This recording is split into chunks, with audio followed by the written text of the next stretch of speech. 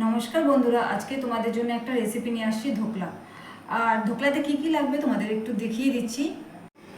ধোকলাতে লাগবে হলো আদা কুচি, আর এখানে কাঁচা লঙ্কা কুচি, পাতি লেবু লাগবে, মানে কাগজি লেবু, আর লাগবে কারি পাতা, কাঁচা লঙ্কা চিরানো, আর সাদা তেল।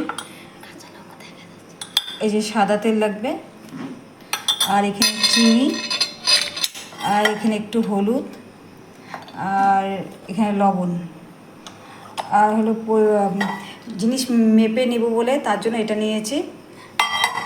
আচ্ছা, তোমরা প্রথম থেকে দেখতে থাকো, অবশ্যই ভালো লাগবে। এই মগ দিয়ে 1 মগ হলো নিব, বেসন নিব।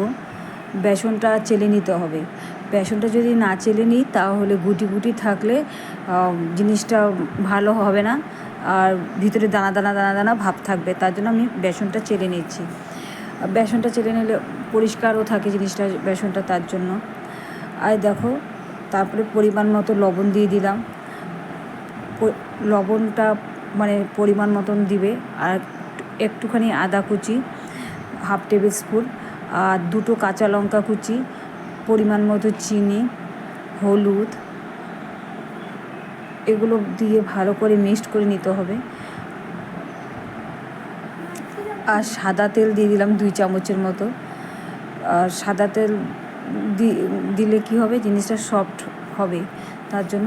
আর অল্প অল্প করে জল দিব, আর ঘুরিয়ে ঘুরিয়ে একভাবে ঘুরিয়ে ঘুরিয়ে ব্যাটারটা তৈরি করব। ব্যাটারটা ভালো করে যত যত আমি হলো ব্যাটারটা ঘুরিয়ে ঘুরিয়ে মানে ফেটাবো, বেশি ফেটাবো, তাহলে কী হবে, সফট হবে ধোকলাটা। তার জন্য ভালো করে ব্যাটারটা হলো করে পাশেই হলো গ্যাসের মধ্যে আমি হলো জল গরম করতে বসিয়ে দিয়েছি, কারণ ওটা ভাপে বসাতে হবে। এই দেখো, 1 চামচের মতো ইনো দিয়ে দিলাম। ইনোটা দিলে কী হবে, জিনিসটা ফুলবে আর স্পঞ্জি হবে, তার জন্য 1 চামচ ইনো দিলাম। ইনো দেওয়ার পর ভালো করে ঘেঁটে নিব জিনিসটাকে, ব্যাটারটাকে ভালো করে ঘুটে নেব। দেখো, ব্যাটারটা ঘোটার পর দেখো ফুলে যাচ্ছে, ইনো দেওয়ার পরেই সাথে সাথে ওই দেখো ফুলে যাচ্ছে। আর ইনো দেওয়ার পর বেশি সময় রাখতে পারবে না যে ব্যাটারটা, সাথে সাথে হলো মানে ভাপে বসাতে হবে। দেখো, এই যেরকমই থিকনেস হবে, বেশি মোটাও না, বেশি পাতলাও না। আর থালাতে একটু সাদা তেল মেখে নিলাম। তোমাদের যদি থাকে কেক কন্টেনার, মানে কেক বানানোর যে পাত্রগুলো পাওয়া যায়, ওগুলো যদি থাকে, আমার কাছে তো ওগুলো নেই, আমার কাছে স্টিলের থালা ছিল, ওই থালাটা দিয়ে আমি বানিয়ে নিচ্ছি। এই দেখো, স্টিলের থালাতে এগুলো সব দিয়ে দিলাম, পুরো ব্যাটারটা দিয়ে দিলাম। আর ওটাকে দিয়ে একটু 2-3 বার তুমি ঠ্যাপ ঠ্যাপ করে নিতে হবে। করার পর তারপরে জলে ভাপানো বসানো দেওয়া হয়ে গেল। এখানে পাশে আমার আবার সিরামটা তৈরি করতে হবে, তার জন্য 2 চামচের মতো সর্ষের তেল, সর্ষে, কারি পাতা, কাঁচা লঙ্কা কুচি, কাঁচা লঙ্কা চিরানোটা, আর পরিমাণ মতো লবণ, আর এটাকে দিয়ে একটুখানি নাড়াচাড়া করে নিতে হবে। আবার একটুখানি চিনি দিতে হবে পরিমাণ মতো, ওটাও দিয়ে একটু হালকা নাড়াচাড়া করে নিব, কারণ লঙ্কাগুলো একটু সেদ্ধ হতে হবে, তার জন্য।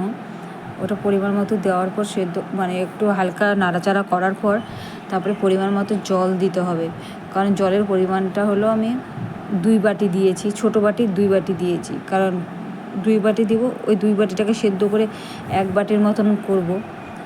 ওই দেখো, 2 বাটি দিলাম, এই সাইজের ছোটো বাটিতে 2 বাটিও একদম দিনে একটুখানি জল কমেছিল, যাক 2 বাটি দিয়েছি।